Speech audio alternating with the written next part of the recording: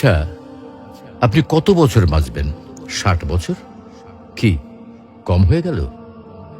আচ্ছা, বড় জোর 70 না হয় 75 বছর। আর যদি খুব লাকি হন তাহলে 80 অথবা তার একটু বেশি।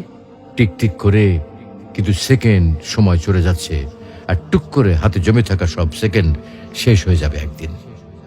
একজন মানুষের কাছে যখন কয়েকশো কোটি টাকা থাকে তখন তাকে টাকার বিলাসিতা মানায়।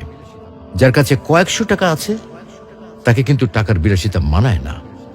আপনার আয়ু যদি কয়েক হাজার বছর হতো তাহলেই সময়ের বিলাসিতা আপনাকে মানাতো।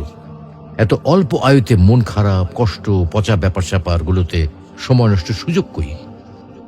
তার চেয়ে বরং ফ্যামিলিকে সময় দিন, ভালো বই পড়ুন, টুক করে বেরিয়ে আসুন চমৎকার কোনো জায়গা থেকে। রাত জেগে আকাশ দেখুন, ভোরের সূর্যোদয় দেখুন, সন্ধ্যায় পাখিরা কিভাবে ঘরে ফেরে সেটা দেখুন, নদীর ঢেউ অনুভব করুন। একটু ভাবুন, আজকের এই দিনটা যদি আপনার অথবা আমার শেষ দিন হয় তাহলে আপনার আমার পরিবারের কালকে কি হবে? অবশ্যই আল্লাহ দেখবেন, কিন্তু এই পরিবার আর নিজের জন্য যে এত সময় নষ্ট করছি তার কি হবে?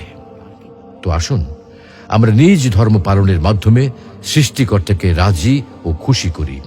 হয়তোবা আজকের দিনটাতে সফল না হলেও পরকালীন জীবন সফল হতে পারে।